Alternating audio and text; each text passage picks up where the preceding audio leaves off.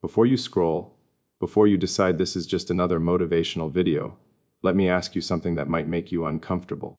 What if the reason you are not where you want to be has nothing to do with money, luck, connections, or talent? What if the real reason is that you have been accepting a level of love that keeps you small? Stay with me, because in the next few minutes, I am going to challenge the way you see relationships, ambition, and even yourself. Not in a soft way, not in a way that makes you feel temporarily inspired. I am going to show you why the love you tolerate determines the life you live. Most people think love is about comfort, about feeling safe, about having someone who tells you everything is okay. But what if that idea is the very thing limiting your growth? What if the wrong kind of love is silently training you to accept average? And here is the part that might hit the hardest. What if the most important love in your life is not coming from someone else at all? What if the real battle is between who you are today and who you are capable of becoming? If you have ever felt stuck, if you have ever felt like you are meant for more but cannot explain why you are not moving, if you have ever wondered whether the people around you are elevating you or quietly holding you back, then you need to hear every word of this. Because by the end of this video, you are either going to stay exactly the same, or you are going to make a decision that changes everything. Let's go deeper into this idea because most people misunderstand it. When I say love is fuel, I'm not talking about emotional dependency. I'm not talking about needing someone to validate your existence. That's fragile. That collapses under pressure. I'm talking about something far more powerful. I'm talking about psychological ignition. Human beings are energy systems. We move toward what we value. We endure pain for what we believe matters. And love, when it is real, reorganizes your hierarchy of values. It changes what you are willing to suffer for. That's why it's fuel. Think about it logically. Why do people suddenly develop insane work ethic after falling in love with the right person? Why does a man who once tolerated mediocrity suddenly decide to build something meaningful? Why does a woman who doubted herself start taking bold risks? It's not magic, it's neurological. Belief from someone you respect rewires your perception of yourself. And perception drives behavior. When someone looks at you and sees potential you haven't fully seen, your brain starts asking a different question. Instead of can I, you begin asking, how will I? That shift is everything. The first question is defensive. The second is strategic. Love, at its highest form, removes internal friction. Most people are not limited by lack of intelligence. They are limited by hesitation, by fear of failure, by the quiet suspicion that maybe they are not capable enough. But when someone you deeply value believes in you, that suspicion weakens. And when self-doubt weakens, execution strengthens. That's fuel. It's like adding a higher voltage current to the same machine. The hardware hasn't changed. Your brain is the same. Your skills might be the same. But the output increases because the resistance decreases. And here's where it becomes dangerous in the best way possible. When you no longer operate from fear, you start operating from vision. Fear asks, what if I lose? Vision asks, what can I build? Love, when healthy, expands vision. It gives you psychological safety, and psychological safety is not comfort. It's not laziness. It's the confidence to attempt something that might fail without losing your sense of worth. That distinction is critical. Weak attachment says, if I fail, I am nothing. Strong love says, even if I fail, I am still valued. And when your identity is not constantly under threat, you can take bold action. You can experiment. You can innovate. You can step into uncertainty. That's where growth lives. That's where breakthroughs happen. If you study history, behind almost every extraordinary achievement, there was belief. Sometimes it was a partner. Sometimes it was a parent. Sometimes it was a mentor. Sometimes it was a small circle that said, you can do this. That belief becomes internalized. It becomes self-belief. Love is external belief that transforms into internal conviction. And once it becomes internal, it's self-sustaining. Now, let's be clear. This doesn't mean you become dependent on someone else's approval. That's weakness. If your motivation collapses the moment someone withdraws praise, you were never fueled by love. You were fueled by validation. And validation is unstable. True love does something different. It strengthens your core. It doesn't create addiction. It creates autonomy. Because when someone truly loves you, they don't make you smaller to keep you. They make you stronger so you can stand on your own. And when you know someone supports your expansion instead of fearing it, you stop shrinking yourself. How many people play small because they are afraid their growth will threaten others? How many people suppress ambition because they fear outgrowing their environment? The right love eliminates that fear. It says, become more. I'm not intimidated by your growth. That permission is fuel. It allows you to deploy your full capacity without guilt. And here is something even more profound. When you love someone deeply, their well-being becomes part of your mission. Your success is no longer isolated. It becomes shared. That transforms motivation from selfish ambition into purposeful action. Purpose is stronger than pressure. When you are only working for yourself, you negotiate with your limits. When you are building for something larger than yourself, you override them. You wake up earlier. You stay disciplined longer. You think more strategically, because now it matters beyond your ego. Love expands the radius of responsibility. And responsibility, when chosen willingly, produces strength.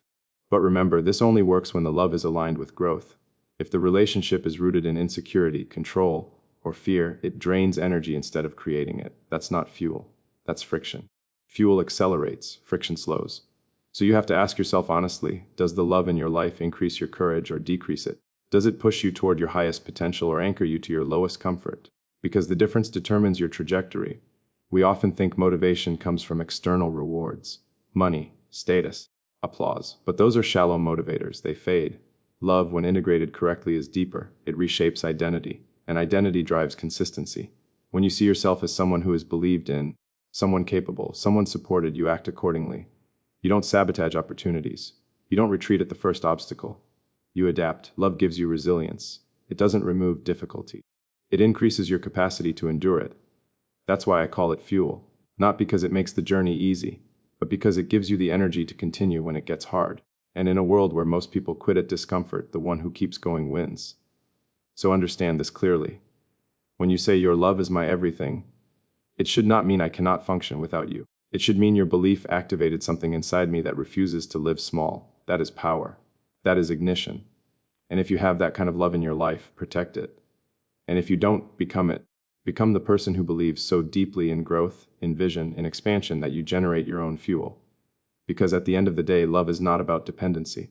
It is about acceleration. And once you are ignited, the only question left is how far you are willing to go.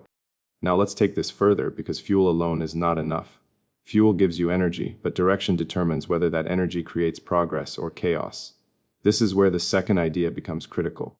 The right love does not just energize you, it pushes you to greatness. There is a fundamental difference between love that comforts and love that expands. Comfort feels good in the moment. Expansion feels demanding. Most people confuse the two. They think love is supposed to reduce pressure, reduce challenge, reduce intensity. But if you remove all pressure, nothing extraordinary is ever produced. Pressure is not the enemy. Misaligned pressure is. The right love applies constructive pressure. It does not attack your weaknesses to control you. It confronts your potential to awaken you. That is a powerful distinction. One form of pressure shrinks you, the other stretches you. If someone truly loves you, they do not fall in love with your excuses. They fall in love with your potential, and they refuse to let you live beneath it. Think about the psychology behind this. Human beings adapt to the expectations placed upon them. If the expectation is low, performance settles. If the expectation is high but rooted in belief, performance rises. This is not motivational theory. This is behavioral science. People grow into the identities that are consistently reflected back to them. When the person beside you expects discipline from you, you become more disciplined. When they expect courage, you find courage. When they expect integrity, you hold yourself to a higher standard. Not because you are forced to, but because you want to align with the version of yourself they see. The right love creates a mirror that reflects your highest self, not your current comfort zone. And comfort whispers that you have done enough. Comfort tells you to slow down when you could accelerate. Comfort convinces you that average is acceptable, but greatness has never come from comfort. Every meaningful innovation, every breakthrough, every empire of thought or technology or art came from people who were willing to move beyond what felt safe. And often, behind that willingness was someone who believed they could. The right love does not say, stay where you are so I feel secure. It says, go become more. Even if that growth changes everything. That kind of love is rare because it requires security. Insecure love fears growth. It fears change. It fears losing control. So it subtly encourages stagnation. It rewards predictability over ambition. It chooses familiarity over evolution. But secure love is different. Secure love understands that growth does not threaten connection. It strengthens it. When two people are committed to expansion, they do not compete. They collaborate. And collaboration at a high level multiplies impact. If you are surrounded by someone who challenges your thinking, who questions your assumptions, who pushes you to refine your ideas, you become sharper. You become more strategic. You become more self-aware. Intellectual friction, when rooted in respect, produces clarity. That is how greatness is formed. Not in isolation, not in passive agreement, but in dynamic growth. Ask yourself honestly, Are the people closest to you raising your standards or lowering them? Do they celebrate your ambition or subtly mock it? Do they push you to execute your vision or distract you from it? Because the environment you choose determines the altitude you reach. The right love increases your standards. It does not tolerate your laziness. It does not entertain your self-pity. It listens, it supports, but it also expects you to rise. This is not cruelty. This is alignment with your highest capacity. There is a philosophical principle here. Love, at its most powerful, is the commitment to another person's evolution. Not just their happiness. Not just their convolution. Happiness without growth becomes emptiness over time. Growth without support becomes exhausting. But growth supported by love becomes transformative. When someone says, "I know you can do more," and you know it comes from respect, not judgment, something inside you activates. You begin to hold yourself accountable at a higher level. You stop betraying your own potential. And here is where this becomes even more important. Greatness is not a single achievement. It is a pattern of disciplined decisions over time. That pattern requires reinforcement. It requires an environment that does not normalize mediocrity. The right love refuses to normalize mediocrity. It does not allow you to hide from your capabilities. It calls you out when you shrink. It reminds you of your mission when you get distracted.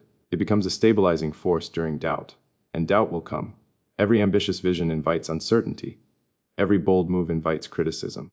In those moments, comfort-based love might say, "It's okay, just stop trying."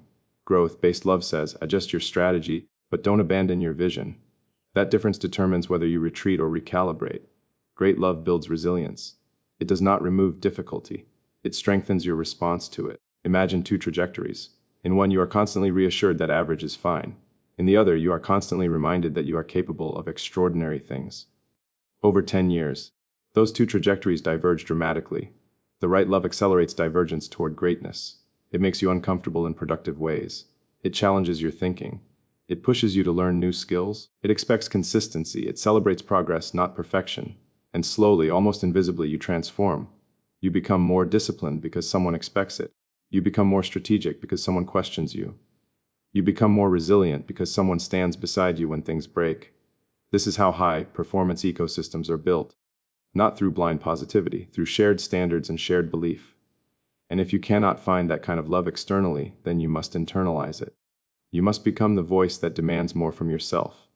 You must cultivate relationships that align with your ambition. Because here is the truth. The people closest to you will either amplify your greatness or anchor your comfort. There is no neutral position. Influence is constant, so choose wisely. Choose love that pushes you beyond what you thought was possible. Choose conversations that elevate your thinking. Choose partnerships that require growth, not stagnation. Because in the long run, you do not rise to your wishes, you rise to your standards. And the right love raises them. If the love in your life does not challenge you to become more, then it is not yet aligned with your potential, and you were not built for average. So surround yourself with love that stretches you, sharpens you, and refuses to let you settle. Because the right love will not keep you comfortable, it will make you legendary. Now we arrive at the deepest layer of this idea, and this is where everything either collapses or becomes unstoppable. We talked about love as fuel. We talked about the right love pushing you toward greatness. But what happens if there is no one standing beside you yet? What happens if the external belief is missing? This is where the third principle becomes non-negotiable. The strongest love is self-respect, and most people misunderstand self-love completely. They think it means self-acceptance without standards. They think it means telling yourself you are perfect the way you are.